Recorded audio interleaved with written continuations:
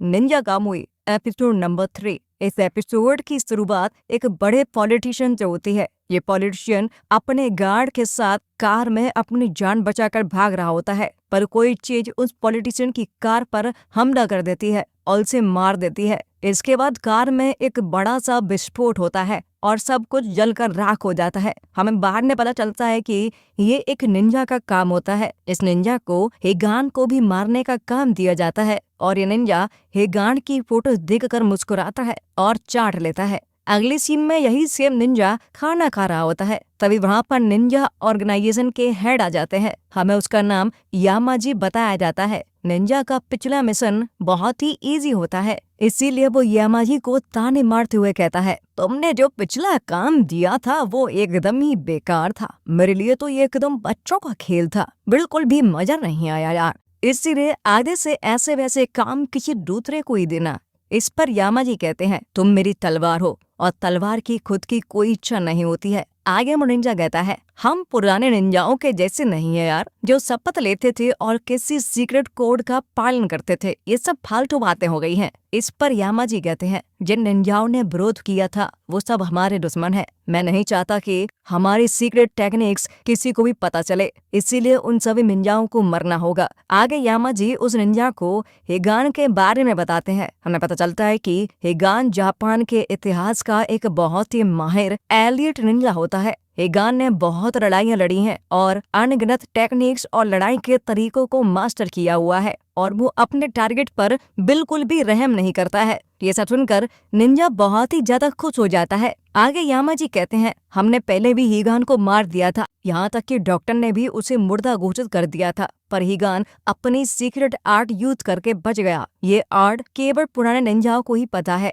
हमें हिगान को इस बार जिंदा नहीं छोड़ना होगा और उसके इस सीक्रेट आर्ट का भी पता लगाना है। ये सुनकर निंजा हंसने लगता है और कहता है, अगर हिगान मेरे पैरों में गिरकर अपनी जान की भीख मांगे और खुद हमें सीक्रेट आर्ट बता दे तो कैसा रहेगा। ये कहकर वो निंजा वहां से जाने लगता है, पर तभी वो रुक जाता है और यामाजी से कहता है, कहीं अगर शिनिगामी ने मेरे बीच में टांग अड़ाई तो। अगले सीन में हमें शिनिगामी दिखाया जाता है। ये दूसरे निकाले हुए निंजाओं से लड़ रहा होता है। हमें शिनिगामी का नाम जाई बताया जाता है। जाई अपने मास्टर से लड़ने के लिए रेडी होता है। जाई का मास्टर कहता है, अगर तुम अपनी तलवार पर प्राउड नहीं करते हो तो तुम केवल खून खराबा कर रहे हो। मैंने जो तुम्हें सिखाया था क्या तुम वो भूल गए? आखिर तुमने अब तक अपने कितने साथियों को मार डाला है? हमारी ऑर्गेनाइजेशन पूरी तरह से कर्प हो चुकी है। तुम सारे निकाले हुए निंजाओं को इसलिए मार रहे हो क्योंकि तुम उनसे डरते हो। जो निंजा अभी भी खुद पर प्राउड करते हैं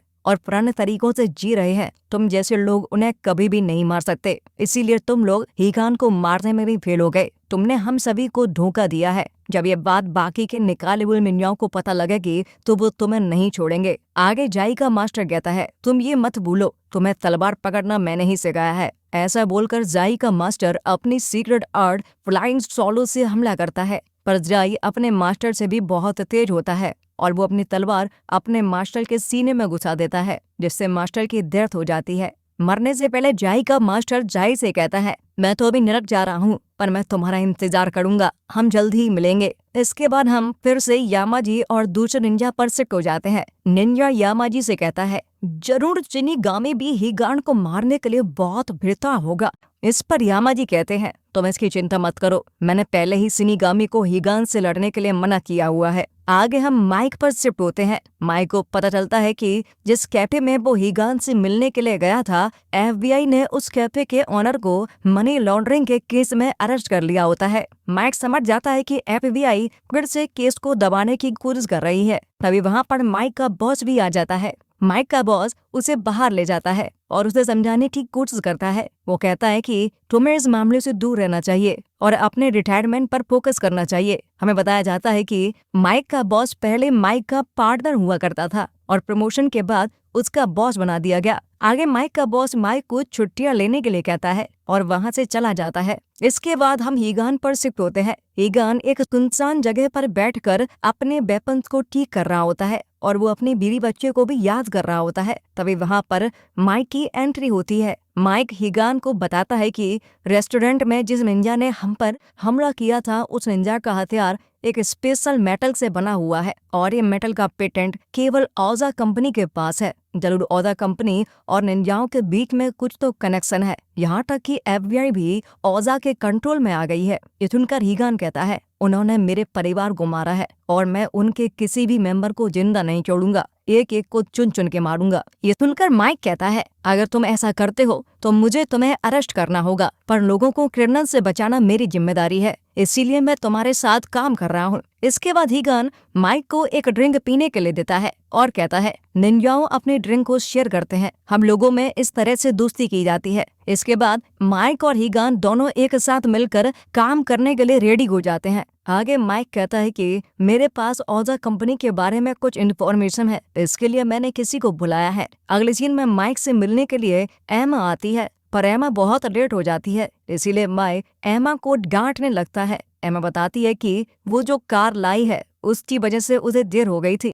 माइक ने एमा को पहले से ही हीगान के बारे में सब कुछ बता दिया होता है। इससे हीगान माइक की तरफ गुस्से में देखता है, पर माइक कहता है कि चिंता करने की जरूरत नहीं है, ये हमारे ही साथ है। इसके बाद माइक और हीगान दोनों एमा की कार में बैठ जाते हैं। आगे हमें पता चलता है कि एमा ने अपनी कार में एक सुपर कंप्यूटर फिट कर रखा होता है, जिससे वो कहीं भी सारी इंफॉर्मेशन निकाल सकती है। एमा बताती है कि उसने ओजा कंपनी पर कुछ रिसर्च की है। ये एक मल्टीनेशनल कंपनी है जो बहुत सारे फील्ड में काम करती है, जैसे military weapons, telecommunication, entertainment, clear energy. ये कंपनी लगभग हर देश में फैली हुई है, पर जिस तेजी के साथ उन्होंने ये सब किया है वो बहुत ही अजीब है। उनके प्रोडक्ट्स सभी देशों में चारों तरफ फैल चुके हैं। उनके राइवल में जो भी कंपनीज थी, उनके CEO, न्यूज रिपोर्टर्स, उन सभी लोगों की बड़े ही मिस्टीरियस तरीके से डेथ हो गई है। वो आगे बताती है कि हाल ही में यूरोप का एक पॉलिटिशियन था जिसने अपने देश में सभी बाहरी कंपनीज पर बैन लगा रखा था, लेकिन एक एक्सीडेंट में उसकी मौत हो गई। ये वही इंसान होता है जो हमें एपिसोड की शुरुआत में दिखाई देता है। आगे एमा कहती है कि उस पॉलिटिशियन की मौत के बाद जो नया पॉलिटिशियन आया उसने सभी बाहरी कंपनीज को अलाउड कर दिया। उन बाहर की कंपनीज में ओजा भी शामिल थी। मुझे लगता है कि ये सब कुछ निंजाओं का किया हुआ है। ओजा और निंजा दोनों एक साथ मिलकर काम कर रहे हैं। आगे हमें एक सीन दिखाया जाता है जहां पर ओजा कंपनी का CEO अपने साइंटिस्ट के साथ एक नए रिएक्टर की टेस्टिंग देख रहा होता है। ये रिएक्टर करीब 2.2 मिलियन किलोवाट पर सेकंड तक एनर्जी जनरेट कर सकता है। इसके अलावा साइंटिस्ट बताते हैं कि उनका वायरलेस पावर ट्रांसफर सिस्टम भी अच्छा काम कर रहा है। ये देखकर CEO बहुत खुश हो जाता है और अपने साइंटिस्ट को बधाई देकर वहां से चले जाता है। जैसे ही CEO अपने ऑफिस की तरफ जा रहा होता है, उसे एक गेस्ट बैठा हुआ दिखाई देता है। यह गेस्ट और कोई नहीं बल्कि यामाजी होते हैं। यामाजी CEO को एक फोटो दिखाता है। ये फोटो उस समय की होती है जब कुछ लोग आकर रेस्टोरेंट में मिसाइल से हमला कर देते हैं। ये देखकर CEO कहता है, मैंने इन लोगों को बस अपने हथियारों की टेस्टिंग करने के लिए भेजा था। मैं बस देखना चाहता था कि क्या मेरे हथियार एक निंजा के सामने अटके सकते हैं। वैसे भी वो निंजा अब तुम्हारे ग्रुप का हिस्सा नहीं है, इसीलिए मैंने ये सब किया है। ये सुनकर यामाजी CEO को आंख दिखाने लगता है। इससे CEO डर जाता है और कहता है कि मैं आगे से ख्याल रखूंगा और कुछ भी करने से पहले तुम्हें बता दूंगा। ये सुनकर यामाजी वहां से जाने लगता है। हमें पता चलता है कि यामाजी और ओजा का CEO दोनों पार्टनर्स होते हैं। यामाजी जाते वक्त CEO से कहता है, अगली बार ऐसा चूतियाब करने की सूचना भी मत। ये सुनकर CEO शांत रह जाता है। आगे हम फिर से माइक, एमा और हीगान पर शिफ्ट होते हैं। एमा हीगान और माइक को ओजा कंपनी के ऑफिस के बारे में बता रही होती है। ओजा कंपनी ने अपनी खुद की एक सिटी बना रखी होती है। इनका हेडक्वार्टर इसी सिटी में होता है और इस सिटी को केवल ओजा कंपनी ही चलाती है। एमा कहती है कि अगर हमें कुछ भी जानकारी चाहिए तो हमें उनके ऑफिस के अंदर घुसना पड़ेगा। सभी लोग ये बातें कर ही रहे होते हैं, तभी एमा की कार के ऊपर से हमला होता है। कोई निंजा कार के ऊपर से हमला कर रहा होता है। एमा भी कार थ्रू करके भागने लगती है। माइक भी कार की छत पर गोलियां चलाता है। हीगन अपनी पावर्स यूज करके निंजा को कार की छत के ऊपर महसूस कर पाता है और उस पर अपनी तलवार से हमला करता है, पर तभी एक ट्रक आकर कार को उड़ा देता है। कार की टक्कर इतनी जोरदार होती है, उसकी वजह से माइक और एमा दोनों को चोट आ जाती है और दोनों लोग बेहोश हो जाते हैं।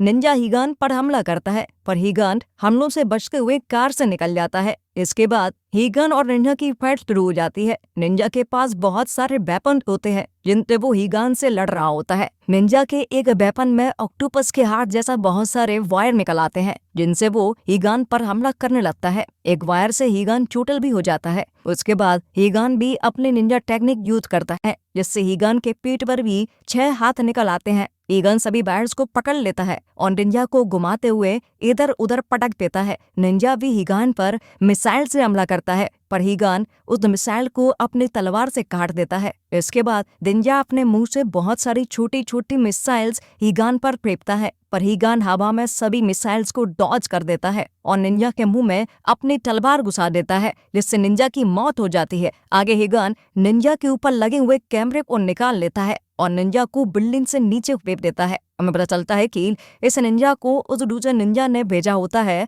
जिसे हीगान को मारने का काम दिया गया था। हीगान कैमरे में देखता है और निंजा की गर्दन काटने का इशारा करता है और कैमरा को तोड़ देता है। अगले सीन में पुलिस और एम्बुलेंस आ जाती है और माइक और एमा को अपने साथ हॉस्पिटल ले जाने लगती है। एपिसोड के एंड में हीगान के बैग में एक फोन बजता है। हम देखते हैं कि हीगान के बैग में बहुत सारे फोन रखे हुए होते हैं। हीगान जैसे ही फोन उठाता है, आवाज आती है। फाइनली अब हम बात कर सकते हैं हीगान। शायद इंसान हीगान का कोई जान पहचान का होता है, इसीलिए आवाज सुनकर हीगान चौंक जाता है और इसी के साथ ही एपिसोड खत्म हो जाता है।